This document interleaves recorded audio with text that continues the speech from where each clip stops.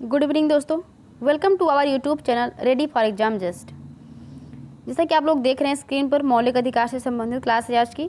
तो मौलिक अधिकार से संबंधित ऑलरेडी हमने 2 क्लासेस दी हुई हैं और आज की जो क्लास होगी वो हम देखेंगे आर्टिकल 23 से, यानी कि शोषण के विरुद्ध अधिकार। तो शोषण के विरुद्ध अधिकार जो भी हैं उनकी क्लास आज हम देखेंगे। इसके पहले की क्लासेस हमने ऑलरेडी ली हुई है और रिपीटेबल एससी पेट के जो उसका सिलेबस दिया हुआ है उसमें मौलिक अधिकार, मौलिक कर्तव्य, ये क्या बोलते हैं इसको, डीपीएसपी, ये सारे टॉपिक वाइज लिखे हुए हैं। तो मौलिक अधिकार आज हमारा कंप्लीट हो जाएगा। इसके बाद हम डीपीएसपी की क्लास लेके आएंगे, यानी कि directive principle of state policy. और आज की जो क्लास है ये मौलिक अधिकार की है। मौलिक अधिकार हमारे संविधान में भाग 3 में दिया हुआ है, ठीक है। तो आज उन्हीं भाग 3 में से जो मौलिक अधिकार, हमारा 6 अधिकार ऑलरेडी हैं मौलिक अधिकार, जिसमें से हमने ऑलरेडी जो है 2 क्लास ली हुई है। तो आज की क्लास में जो बचे हुए पार्ट हैं मौलिक अधिकार के, उन सारे भाग को हम आज की क्लास में देखेंगे। तो भारतीय संविधान में मौलिक अधिकार भाग 3 में दिया गया है, अनुच्छेद 12 से 35 तक। तो आर्टिकल 12 to 35, 12 से 35 तक मौलिक अधिकार की बात की गई है। आज हम देखेंगे अनुच्छेद 23 से स्टार्ट करेंगे। तो शोषण के विरुद्ध अधिकार, शोषण के विरुद्ध अधिकार हमारे संविधान में आर्टिकल 23 और 24 में दिया हुआ है। तो अनुच्छेद 23 और 24 बात करता है शोषण के विरुद्ध अधिकार की। क्या है ये शोषण के विरुद्ध अधिकार, चलिए देख लेते हैं। तो अनुच्छेद 23 क्या कहता है? अनुच्छेद 23 कहता है कि मानव के दुर्व्यापार और बलात् श्रम का प्रतिषेध। तो सीधा आर्टिकल से प्रश्न पूछा जाएगा कि मानव के दुर्व्यापार और बलात् श्रम का प्रतिषेध किस अनुच्छेद में दिया गया है? तो आर्टिकल 23 में दिया हुआ है। क्या होता है मानव के दुर्व्यापार का मतलब, यानी कि जो शब्द ये दुर्व्यापार है इसका क्या मतलब है? तो इसके द्वारा किसी व्यक्ति की खरीद बिक्री, बेगारी को या इसी प्रकार का अन्य कोई जबरदस्ती लिया हुआ श्रम निषिद्ध ठहराया गया है और इसका उल्लंघन क्या होगा, ये विधि के अनुसार दंडनीय एक अपराध है। लेकिन जरूरत पड़ने पर राष्ट्रीय सेवा करने के लिए बाध्य किया जा सकता है। तो राष्ट्रीय सेवा करने के लिए बाध्य किया जा सकता है, लेकिन बिक्री, खरीद बिक्री किसी व्यक्ति की, बेगारी, क्या ये सब क्या है, ये दंडनीय अपराध के अंतर्गत आते हैं। यानी कि गुलामी से या दास बनाकर रखना लोगों को या महिलाओं को, बच्चों को, या जो लाचार हैं इनको अनैतिक कार्यों में लगाना, ये सारा इसमें प्रतिबंधित किया गया है। ये अनुच्छेद 23 के अंतर्गत आता है। तो आर्टिकल 23 हो गया, समझ में आ गया। आगे बढ़ते हैं, आर्टिकल 24 को देखते हैं। अनुच्छेद जो 24 से 24 है किसकी बात करता है? ये बालकों के नियोजन का प्रतिषेध है। क्या मतलब है बालकों के नियोजन का प्रतिषेध? इसका मतलब ये होता है कि 14 वर्ष से कम आयु वाले बच्चों को, यानी कि जिनकी उम्र 14 ईयर से कम है, बिलो देन 14 ईयर, 14 वर्ष से कम आयु वाले किसी भी बच्चे को कारखानों में या अन्य किसी जोखिम भरे काम पर नियुक्त नहीं किया जा सकता है। यानी कि 14 वर्ष से कम आयु के बच्चों को हम जोखिम भरे स्थानों पर काम करने के लिए नहीं भेज सकते हैं। ये आर्टिकल 24 में कहा गया है और इसका मतलब यही है कि बालकों के नियोजन का प्रतिषेध। तो आर्टिकल आपको ध्यान रखना है किस आर्टिकल में क्या चीज़ें दिया गया है। आगे बढ़ते हैं हम। अब बात हम करते हैं आर्टिकल 25 की। तो आर्टिकल 25 किससे संबंधित है? आर्टिकल 25 से 28। तो हम देखें राइट टू फ्रीडम रिलीजियस, यानी कि आर्टिकल 25 से 28। आर्टिकल 25 से 28 में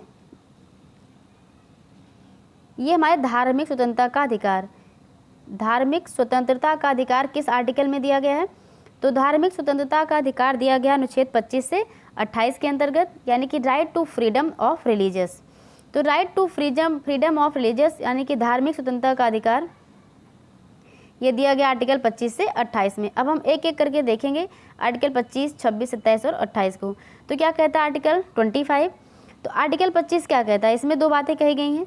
आर्टिकल 25 कहता है कि अंतःकरण की स्वतंत्रता का अधिकार। सबसे पहला क्या कह रहा है कि अंतःकरण की स्वतंत्रता का अधिकार, किसकी? अंतःकरण की। दूसरा क्या कहता है कि अबाध रूप से, कैसे? अबाध रूप से धर्म को मानने, उसका आचरण करने और प्रचार एवं प्रसार करने का हमारे पास अधिकार है। तो आर्टिकल 25 कहता है कि अंतःकरण की स्वतंत्रता है और धर्म को अबाध रूप से उसको मानना, उसका आचरण करना और उसका प्रचार प्रसार करना, इन सभी की स्वतंत्रता हमको मौलिक अधिकार के अंतर्गत दी गई है। किस अनुच्छेद में? आर्टिकल 25 में। तो अंतःकरण की और धर्म को अबाध रूप से मानने, उसका आचरण करने, प्रचार प्रसार करने की स्वतंत्रता दी गई है। यानी कोई भी व्यक्ति किसी भी धर्म को मान सकता है और उसका प्रचार प्रसार कर सकता है किसी भी माध्यम से। आर्टिकल 26 क्या कहता है?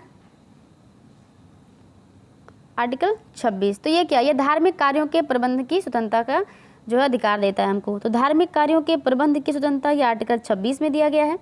यानी कि व्यक्ति को अपने धर्म के लिए संस्थाओं की स्थापना व उसका पोषण करना, विधि के सम्मत संपत्ति के अर्जन और स्वामित्व व प्रशासन का अधिकार दिया गया है। तो आर्टिकल 26 किसकी बात करता है, ये धार्मिक, ये संप्रदायों के अधिकार से संबंधित है। आर्टिकल 26 इसमें क्या कर सकते हैं, इसमें धार्मिक और परोपकारी कार्यों को करने के लिए हम संस्थाओं की स्थापना कर सकते हैं, उसका प्रबंधन कर सकते हैं।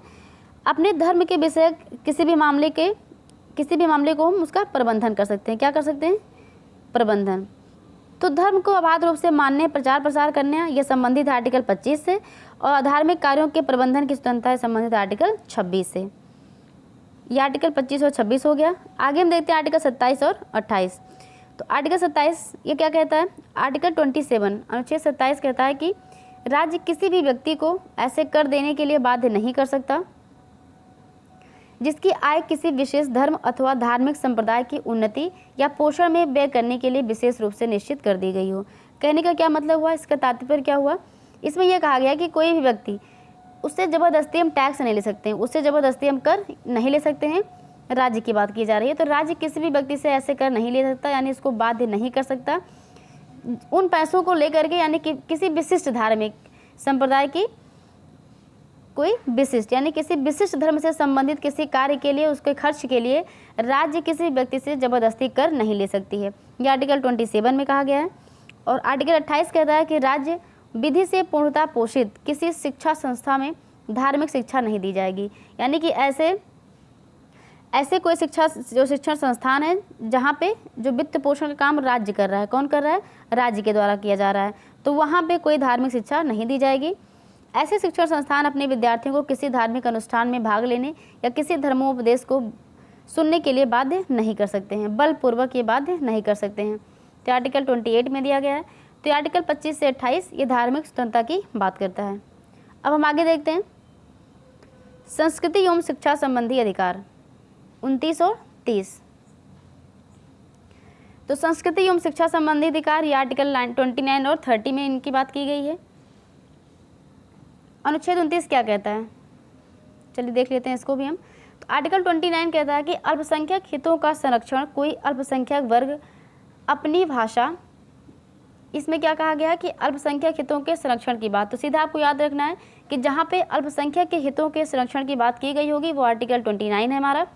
इसमें क्या कहा गया कि इसमें कोई अल्पसंख्यक वर्ग अपनी भाषा, अपनी लिपि और संस्कृति को सुरक्षित रख सकता है।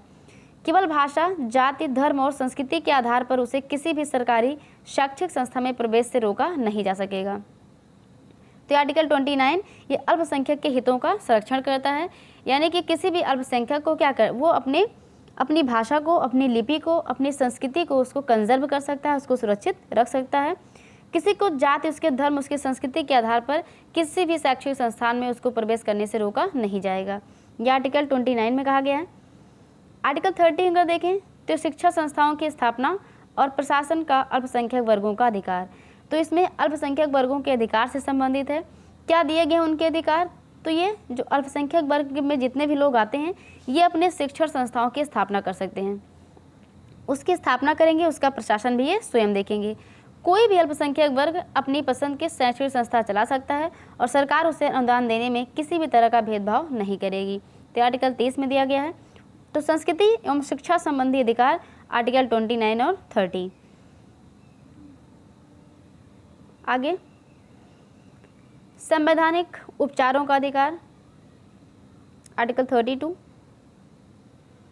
तो संवैधानिक उपचारों का अधिकार, इसको भीमराव अम्बेडकर ने क्या कहा, संविधान की आत्मा का है। तो प्रश्न पूछा जाता है कि संवैधानिक उपचारों का अधिकार, इसको संविधान की आत्मा किसके द्वारा कहा गया। तो ये कहा गया है डॉक्टर भीमराव अम्बेडकर के द्वारा। इसमें आर्टिकल 32 किसकी बात करता है, तो आर्टिकल 32 क्या है, ये मौलिक अधिकारों को प्रवर्तित कराने के लिए समुचित कार्यवाहियों के द्वारा उच्चतम न्यायालय में आवेदन करने का अधिकार प्रदान किया गया है। सीधा सा इसका मतलब ये होता है कि किसी के भी मौलिक अधिकार का अगर उल्लंघन होता है तो वो व्यक्ति आर्टिकल 32 के तहत, अनुच्छेद 32 के तहत सीधा वो सुप्रीम कोर्ट जा सकता है।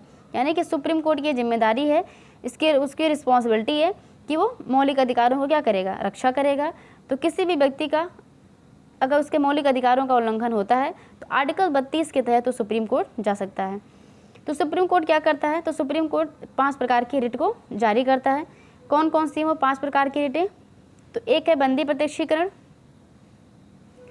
बंदी प्रत्यक्षीकरण है, परमादेश, प्रतिषेध लेख, उत्प्रेषण और अधिकार परीक्षा लेख। ये 5 प्रकार की रिट जारी की जाती है आर्टिकल 32 के तहत सुप्रीम कोर्ट के द्वारा।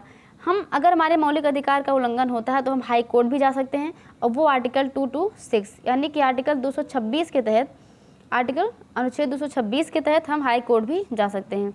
हाई कोर्ट भी यही 5 प्रकार की रिट जो है जारी करता है।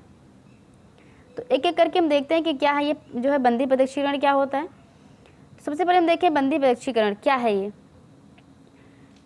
ये उस व्यक्ति की प्रार्थना पर जारी किया जाता है जो ये समझता है कि उसे अवैध रूप से बंदी बनाया गया है। यानी किसी भी इंसान को अगर उसको बंदी बनाया जाता है और उसको लगता है कि हाँ मुझे अवैध तरीके से गिरफ्तार किया गया है, बंदी बनाया गया है, तो ये उस व्यक्ति की प्रार्थना पर सुप्रीम कोर्ट के द्वारा एक बंदी प्रत्यक्षीकरण रिट जारी की जाती है। इसके द्वारा न्यायालय बंदीकरण करने वाले अधिकारी को आदेश देता है कि वो बंदी बनाए गए व्यक्ति को निश्चित स्थान और निश्चित समय के अंदर उपस्थित करे, जिससे न्यायालय बंदी बनाए जाने के कारणों पर विचार कर सके। तो इसमें 24 घंटे के अंदर न्यायालय पहुंचाया जाता है आने जाने के समय को छोड़ करके। तो यही वो जो है इसमें टाइम फिक्स किया गया। तो यह बंदी प्रत्यक्षीकरण है। दूसरा हम देखते हैं परमादेश क्या होता है। परमादेश का लेख उस समय जारी किया जाता है जब कोई पदाधिकारी अपने सार्वजनिक कर्तव्य का निर्वाह नहीं करता है।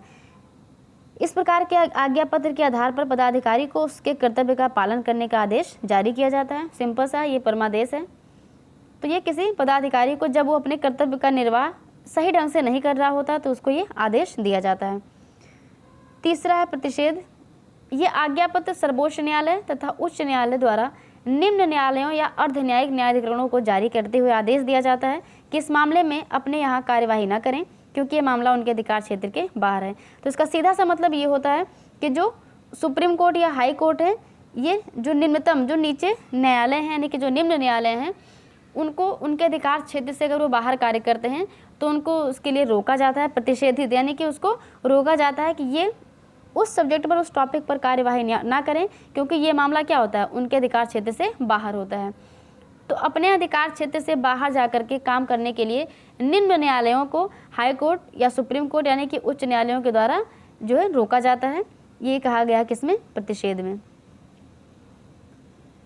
उत्प्रेषण में क्या होता है, इसके द्वारा अधीनस्थ न्यायालयों को यह निर्देश दिया जाता है कि वो अपने पास लंबित मुकदमों के न्याय निर्णय के लिए उसमें वरिष्ठ न्यायालय को भेजें। तो यानी कि जो भी इसमें मुकदमे जो है लंबित होते हैं तो इसको क्या किया जाए, इसको उच्च न्यायालय यानी कि अपने से ऊपर वाले कोर्ट में इसको भेजा जाए। ये उत्प्रेषण रिट होता है। और लास्ट में हमारा है अधिकार परीक्षा।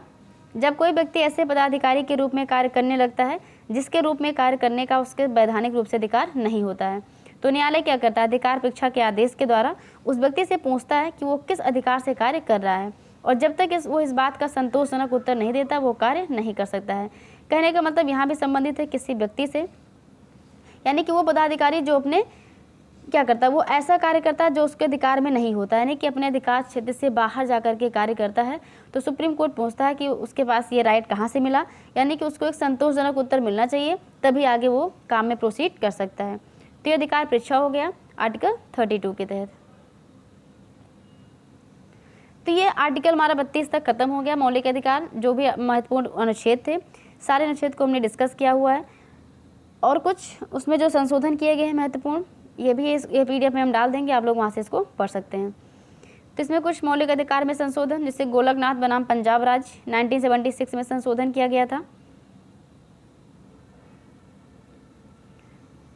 निर्णय से पूर्व दिए गए निर्णय में यह निर्धारित किया गया था कि संविधान के किसी भी भाग में संशोधन किया जा सकता है, जिसमें अनुच्छेद 368 और मूल अधिकार को शामिल किया गया था। सर्वोच्च न्यायालय ने गोलकनाथ बनाम पंजाब राज्यवाद के निर्णय में अनुच्छेद 368 में निर्धारित प्रक्रिया के माध्यम से मूल अधिकारों में संशोधन पर रोक लगा दी, यानी कि संसद मूल अधिकारों में संशोधन नहीं कर सकता है।